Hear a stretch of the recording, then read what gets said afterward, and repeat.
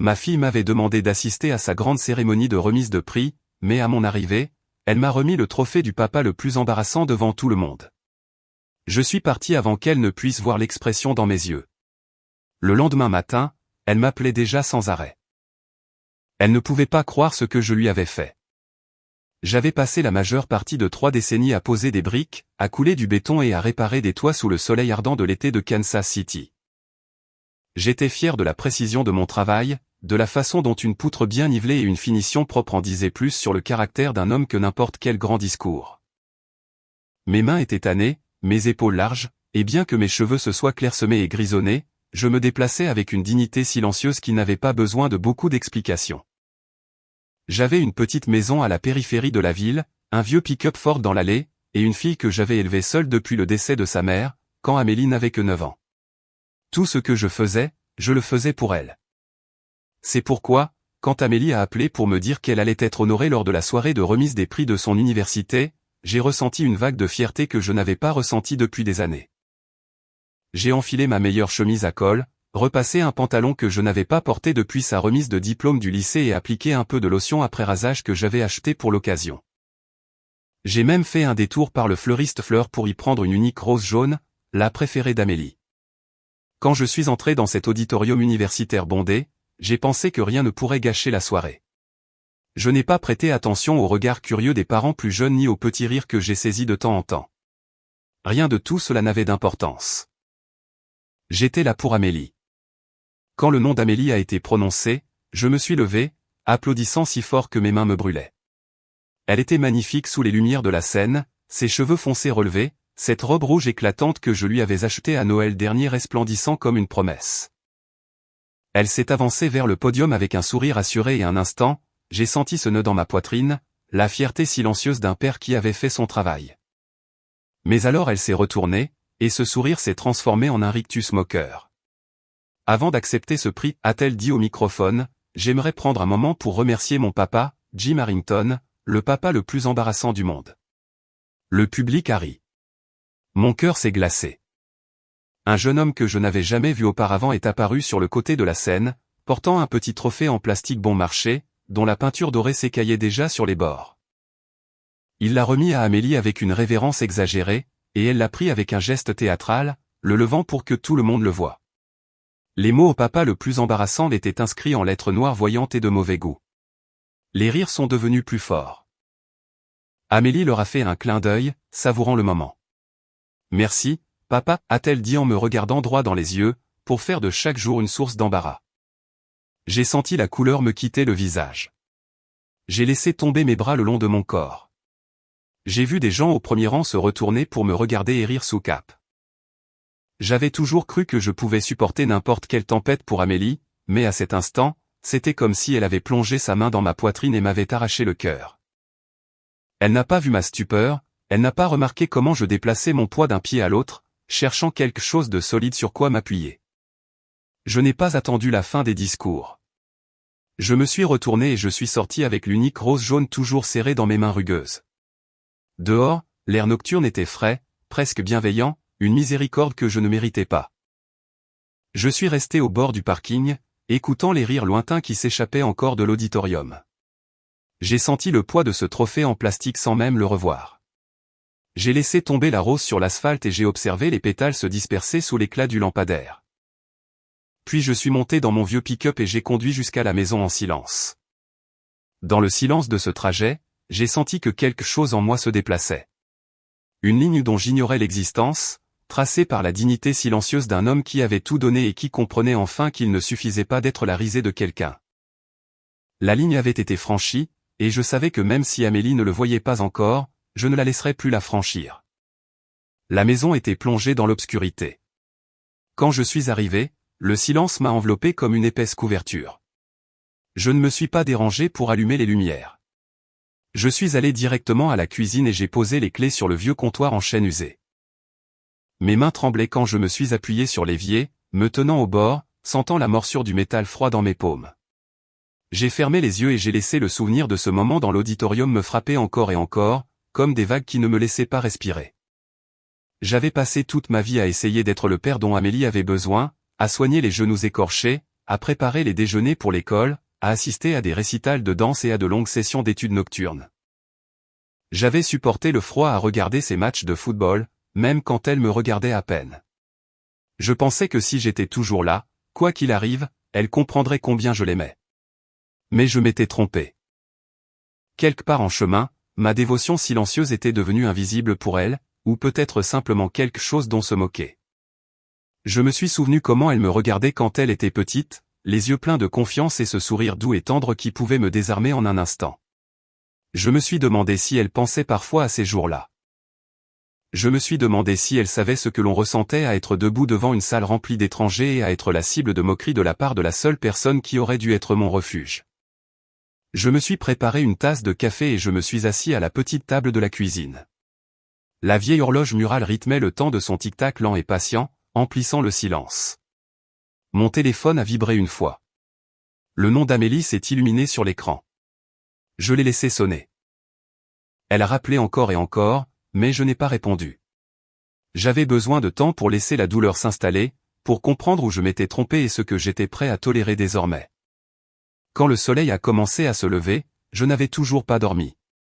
J'ai observé la lumière glisser sur les lattes du plancher, peignant de longues bandes dorées qui rendaient la pièce presque pleine d'espoir, mais l'espoir me semblait un luxe pour lequel je n'avais pas encore le cœur.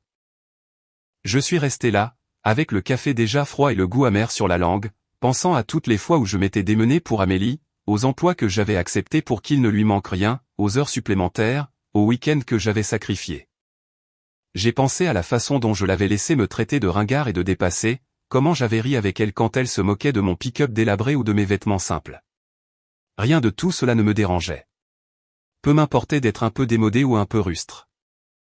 Mais ce que je ne pouvais pas supporter, c'était qu'on se moque de moi parce que je l'aimais, parce que j'étais là pour elle, parce que je n'avais jamais hésité à être son père, quel qu'en soit le coup. J'ai entendu frapper à la porte juste avant 8 heures. Je savais que c'était elle. Personne d'autre ne viendrait si tôt. Je ne me suis pas levé immédiatement. J'ai attendu, écoutant ses nouveaux appels, sa petite voix tremblante. « Papa, s'il te plaît, ouvre la porte. J'ai besoin de te parler. » Finalement, j'ai ouvert et elle était là, les cheveux en désordre, les yeux rouges et gonflés. Elle m'a tendu une lettre froissée, les mains tremblantes. « On m'expulse, a-t-elle dit d'une voix brisée. On me donne 2 jours pour déménager. Je ne sais pas quoi faire. J'ai besoin de ton aide, papa. S'il te plaît. » Je l'ai regardée, ma propre fille, si désespérée et effrayée. Ma première impulsion a été de la serrer dans mes bras et de lui promettre de tout arranger, comme je l'avais toujours fait, mais quelque chose en moi s'est retenu.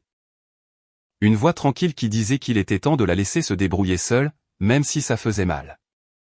J'ai pris la lettre et l'ai lue attentivement. 2 mois de loyer impayés, des paiements en retard depuis des mois. Un dernier avis poli d'un propriétaire qui avait manifestement perdu patience. Je lui ai rendu la lettre et l'ai regardé dans les yeux. « J'y réfléchirai, ai-je dit d'une voix basse et sereine. Mais Amélie, tu dois comprendre ce que tu as fait hier soir.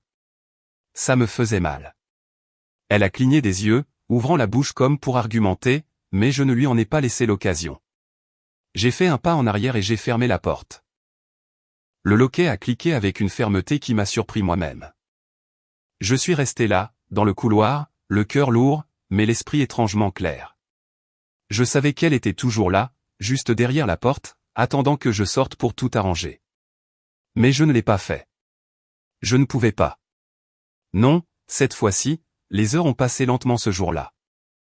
J'ai enfilé mes bottes de travail et je suis allé à la petite tâche que j'avais décrochée, réparer le porche affaissé d'un couple de retraités à quelques pâtés de maison de là. J'aimais ce travail. C'était honnête, répétitif, d'une manière qui permettait à mon esprit de s'apaiser. Mes mains savaient quoi faire sans que j'aie besoin de réfléchir.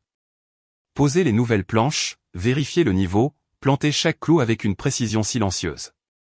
Mais tout le temps, mes pensées revenaient à Amélie, je n'arrêtais pas de revoir son visage de cette nuit-là. Fier et satisfait sous les lumières de la scène, tenant ce stupide trophée en plastique. Je n'avais jamais été un homme colérique. Je ne croyais pas aux cris ni à jeter des choses quand la vie me décevait. Non, ma façon de faire avait toujours été de me taire, de prendre de la distance et de retrouver mon équilibre. Et c'est exactement ce que j'ai fait. Au fur et à mesure que la journée avançait, chaque clou que j'enfonçais dans le bois était un petit acte de récupération de ma dignité. Quand je suis rentré à la maison, le soleil commençait déjà à se cacher derrière les toits. Mon téléphone vibrait encore et encore dans ma poche. Le numéro d'Amélie clignotait sur l'écran. Je n'ai pas répondu tout de suite. Je devais être certain de mes mots avant de la laisser de nouveau entrer dans mes pensées. Quand je suis enfin entré dans la maison, elle était assise sur le porche, les genoux repliés contre sa poitrine, serrant la lettre d'expulsion comme si c'était la seule chose qui la maintenait debout.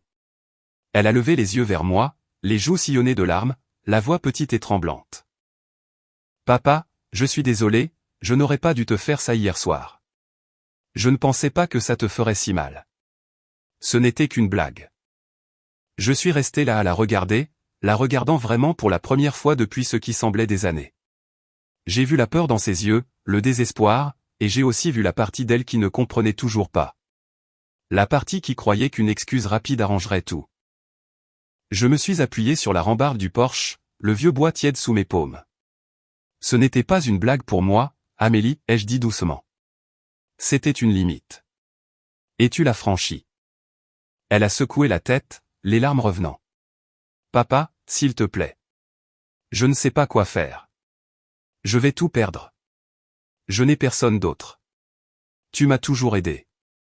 S'il te plaît, n'arrête pas maintenant. » J'ai poussé un long soupir, sentant le poids de chaque fois où j'étais venu à son secours, chaque fois où j'avais mis la main dans mes propres poches pour la maintenir à flot. J'avais toujours cru que c'était mon travail de la protéger, d'être le bouclier entre elle et le monde. Mais en me tenant là, je me suis rendu compte que ce bouclier était devenu une béquille. Elle s'était appuyée sur moi pendant si longtemps qu'elle ne savait plus comment se tenir debout sans lui. « Je ne dis pas que je m'en fiche, ai-je dit enfin d'une voix ferme. Mais je ne peux plus continuer à arranger les choses pour toi, Amélie. Tu dois trouver le moyen d'assumer la responsabilité de ce que tu as fait. » Elle m'a regardé comme si je venais de la frapper, la bouche ouverte de surprise. « Alors tu vas simplement me laisser me faire expulser ? Tu es mon père. » « Je sais, ai-je répondu. Et c'est pourquoi je te dis la vérité. Tu as besoin d'apprendre à te tenir debout sur tes propres pieds, Amélie. Tu as besoin de comprendre que les actions ont des conséquences. » Elle a commencé à pleurer pour de bon, avec de petits sanglots, ses épaules secouées par la force des pleurs. J'ai voulu m'approcher d'elle, la serrer dans mes bras et la presser contre moi, mais je ne l'ai pas fait. Non, cette fois-ci, je l'ai laissée pleurer, le poids de ses propres décisions tombant sur elle comme jamais auparavant. Quand elle a enfin levé les yeux, ils étaient rouges et gonflés. « Alors, qu'est-ce que je suis censé faire, papa ? Où suis-je censé aller ? » J'ai dégluti difficilement. « Tu es intelligente. Tu trouveras. Peut-être demanderas-tu de l'aide à un ami, ou peut-être trouveras-tu un endroit moins cher où rester. Je ne sais pas, mais je sais que tu ne peux plus compter sur moi pour te tirer d'affaire. » Elle m'a regardé pendant un long moment, les lèvres tremblantes. Puis elle s'est levée, froissant la lettre d'expulsion dans sa main. Elle n'a plus dit un mot tandis qu'elle se retournait et descendait les marches, le son de ses pas se perdant dans l'obscurité. Je l'ai regardée s'éloigner, le cœur se brisant d'une manière que je ne pensais pas possible. Mais je ne l'ai pas appelée, je ne l'ai pas suivie, parce que parfois, la chose la plus difficile qu'un père puisse faire est de cesser d'être la réponse aux erreurs d'une autre personne. Le lendemain, je me suis réveillé dans le silence. Ce genre de silence qui vous pénètre jusqu'aux os quand il n'y a plus rien à dire. Je me suis préparé le petit déjeuner. Des œufs au plat et des toasts, le même genre de repas que j'avais préparé 1000 fois auparavant. Mais ce matin-là, tout avait un goût de cendre. Je me suis assis à la table de la cuisine, regardant par la fenêtre vers le jardin arrière que j'avais entretenu pour Amélie.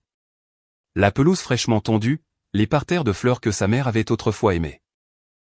J'ai pensé à la rapidité avec laquelle les années étaient passées, à la façon dont la petite fille qui courait après les lucioles là-bas avait grandi pour devenir quelqu'un que je ne reconnaissais pas toujours. J'ai passé la matinée à travailler, à poser des briques pour le nouveau mur de jardin d'un voisin. Mon esprit vagabondait à chaque coup de truelle de mortier, à chaque pose minutieuse de la pierre. Le rythme silencieux me gardait sain d'esprit, mais n'arrêtait pas la douleur dans ma poitrine. J'ai pensé à Amélie, à la façon dont elle avait toujours été le centre lumineux de ma vie, même quand elle ne le voyait pas. J'ai pensé à la façon dont elle avait ri sur cette scène, comment elle ne semblait pas comprendre ce que cela m'avait coûté de m'éloigner. Quand je suis rentré à la maison, elle m'attendait encore une fois. Elle avait l'air fatiguée, les yeux vides. Elle s'est levée en me voyant, la voix tremblante. « Papa, je suis désolé. Vraiment, je n'aurais pas dû te faire ça. Je ne sais pas ce que je pensais. » J'ai acquiescé, laissant ces mots me pénétrer. Mais j'ai gardé mes distances, m'appuyant sur le poteau du porche. « Je t'entends, ai-je dit. Mais il ne s'agit pas seulement d'une excuse, Amélie. Il s'agit de ce qui vient après. » Elle a cligné des yeux, les larmes s'accumulant dans ses yeux. « Que veux-tu dire ?» J'ai pris une profonde inspiration, sentant le poids de ce que j'étais sur le point de dire. « Je veux dire que je ne peux plus continuer à ramasser les morceaux pour toi. Je l'ai fait pendant trop longtemps et je suis fatigué. Je t'aime plus que tout, mais je ne vais plus te permettre de tenir cet amour pour acquis. » Elle a ouvert la bouche pour argumenter, mais j'ai levé la main pour l'arrêter. « Amélie, tu es une adulte maintenant. Tu dois apprendre à te débrouiller seule. Et cela commence par faire face aux conséquences de tes propres décisions. Cette fois, je ne paierai pas ton loyer en retard. Je ne vais pas faire disparaître cela. » Les mots sont restés suspendus, lourds entre nous. Elle m'a regardé, le visage pâle et les lèvres tremblantes. « Tu ne vas vraiment pas m'aider ?» a-t-elle murmuré. Je n'ai pas répondu. Ma voix était calme, mais je sentais comme si on m'arrachait quelque chose de la poitrine. J'ai toujours été là pour toi, mais il ne s'agit pas de savoir si je m'en fiche. Il s'agit que tu apprennes enfin à te tenir debout sur tes propres pieds. Tu ne peux plus continuer à t'appuyer sur moi chaque fois que la vie devient difficile, a-t-elle dit en se retournant. S'essuyant les yeux du revers de la main. Je pensais que tu serais toujours là, a-t-elle dit d'une voix brisée. Je pensais que tu ne me rejetterais jamais. J'ai dégluti, sentant une brûlure dans ma gorge. Je suis là, Amélie. Je serai toujours ton père, mais je ne suis plus ton filet de sécurité. Il est temps que tu apprennes à te débrouiller seule. Elle n'a rien dit de plus. Elle est simplement restée là, les épaules tremblantes, avant de se retourner et de partir. Je l'ai vue s'éloigner, le cœur lourd, mais l'esprit clair. Je savais qu'à ce moment-là, elle me haïssait. Je savais qu'elle voyait mon refus comme une trahison, mais je savais aussi que c'était le premier pas pour qu'elle comprenne enfin ce qu'était le véritable amour. Un amour qui ne la gâtait pas ni ne la protégeait de ses propres erreurs, mais qui lui donnait l'occasion de trouver sa propre force. Je suis resté sur ce porche bien après son départ. Le soleil descendait, peignant le ciel de bandes rouges et dorées. Je sentais la douleur profonde dans mes os, mais aussi une détermination silencieuse que j'ignorais posséder. Je ne la laisserai plus jamais me manquer de respect de cette manière. Je ne la laisserai pas se moquer des années que je lui avais données sans y penser à deux fois. Pour la première fois de ma vie, j'ai ressenti le poids de ma propre valeur et j'ai su que je ne laisserais personne, pas même Amélie, me l'enlever. La nuit après le départ d'Amélie, la maison me semblait plus froide que jamais. Je me suis assis sur ma chaise près de la cheminée, le bois crépitant et éclatant, mais cela ne parvenait pas à réchauffer le vide qui s'était installé dans ma poitrine. J'ai pensé à l'appeler, à adoucir les mots que j'avais prononcés sur le porche, mais je ne l'ai pas fait. Je savais que si je le faisais, je retomberais dans les vieilles habitudes, celles qui lui faisaient croire que mon amour était quelque chose sur lequel elle pouvait s'appuyer sans jamais avoir à le respecter. Le lendemain, elle est revenue une fois de plus. J'ai entendu frapper à la porte juste après le coucher du soleil. J'ai ouvert et je l'ai trouvée là, les bras croisés et une expression tendue, chargée de quelque chose qui ressemblait à de la colère. « Papa » a-t-elle dit d'une voix sèche et froide. « Je n'arrive pas à croire que tu vas vraiment laisser ça arriver. Je n'ai nulle part où aller. » Je l'ai regardé, debout sous la lumière du porche, et j'ai ressenti de nouveau cette douleur dans ma poitrine. « Amélie » ai-je dit doucement. « Je ne laisse rien arriver.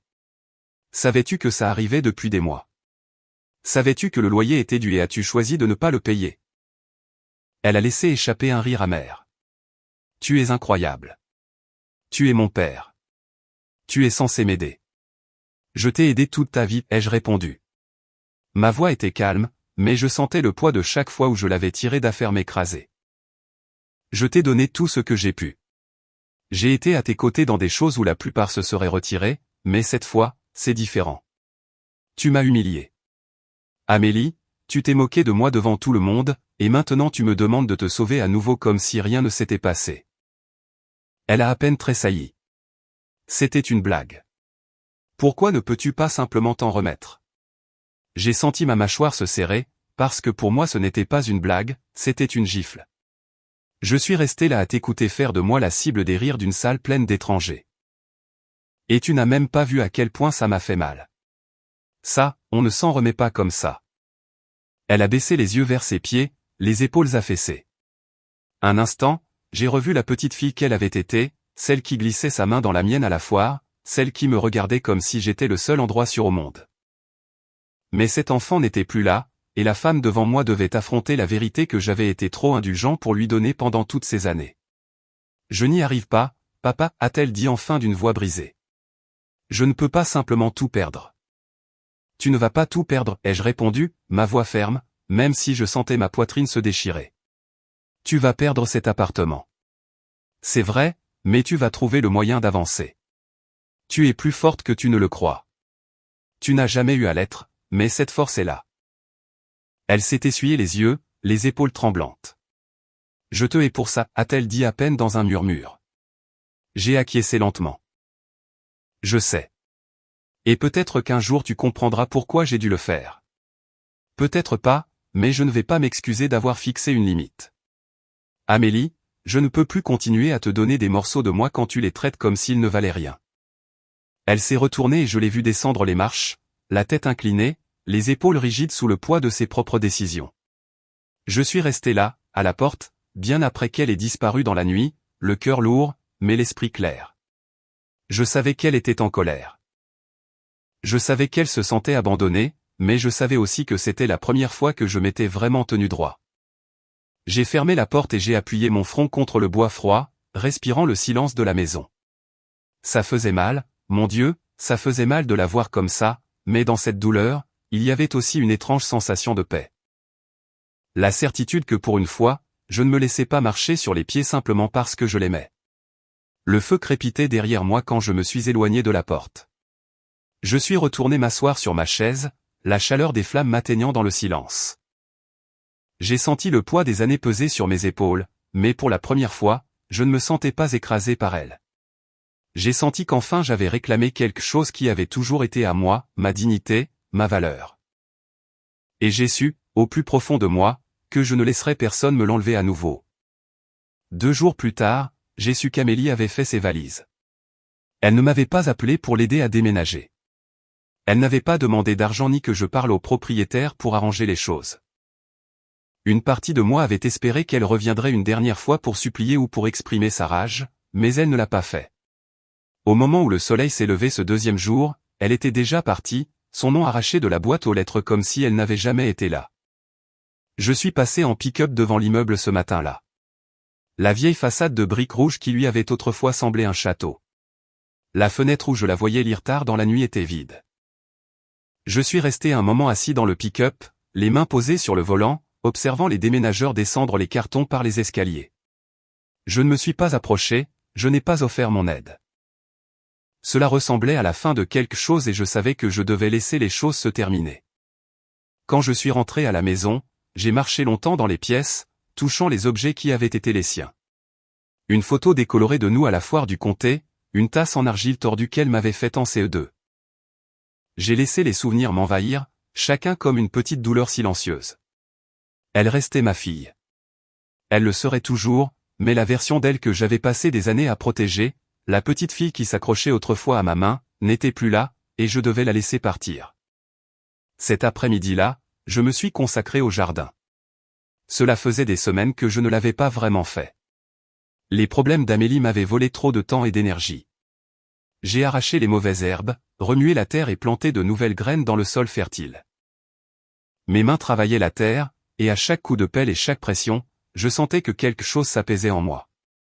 La vie continuait, les choses se terminaient et de nouvelles commençaient. C'était ainsi. Cette nuit-là, je me suis assis sur le porche avec un verre de thé glacé, observant les lucioles clignoter au crépuscule. L'air était chaud et immobile, le monde doux et étouffé sous la lumière qui s'éteignait. J'ai pensé à Amélie, où qu'elle soit, et j'ai espéré qu'elle trouverait son équilibre. J'ai espéré qu'un jour elle comprendrait que ce que j'avais fait n'était ni par colère ni par cruauté, mais parce que je voulais qu'elle grandisse, qu'elle se tienne debout par elle-même, qu'elle apprenne que l'amour n'est pas une dévotion aveugle, mais du respect. Je ne savais pas si elle me pardonnerait un jour, je ne savais pas si elle reviendrait un jour.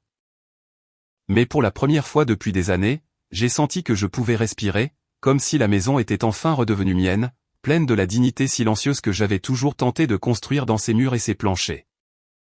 J'avais passé tellement de temps à essayer de maintenir son monde uni que j'avais oublié que le mien méritait aussi d'être protégé.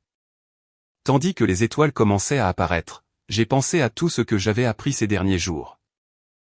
Que l'amour n'est pas quelque chose que l'on peut forcer ou acheter, qu'il est parfois plus aimant de prendre du recul et de laisser quelqu'un affronter les conséquences de ses propres décisions, que ma valeur ne se mesurait pas à ce que je pouvais réparer, mais à la force de savoir quand m'arrêter. J'ai pris une longue et lente inspiration et j'ai laissé l'air nocturne remplir mes poumons. Amélie était quelque part dehors, trouvant son chemin, et moi, j'étais ici, dans cette petite maison silencieuse que j'avais construite de mes propres mains. Je ne savais pas ce que l'avenir me réservait, mais je savais une chose avec certitude, je ne serais plus la cible de moquerie de personne. J'avais tracé ma ligne et je m'y tiendrais fermement. Et dans ce silence, dans ce dernier acte de lâcher prise, j'ai trouvé une paix que je n'avais jamais connue auparavant.